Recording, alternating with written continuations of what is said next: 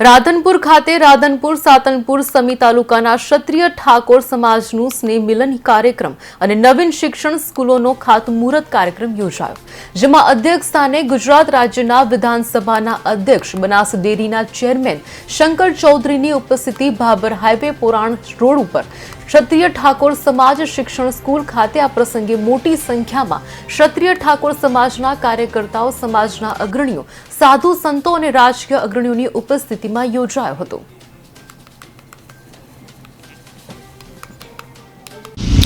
આજે રાધનપુર મુકામે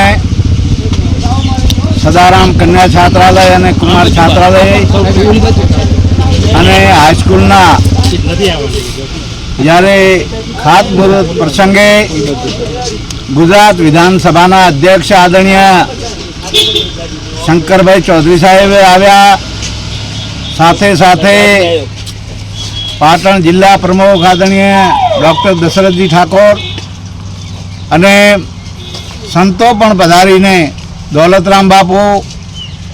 દાસ બાપુ ટોટાણા ધામ, બહુચરાજીથી રામદાસ બાપુ, રતનદાસ બાપુ, આ સંતોની હાજરીમાં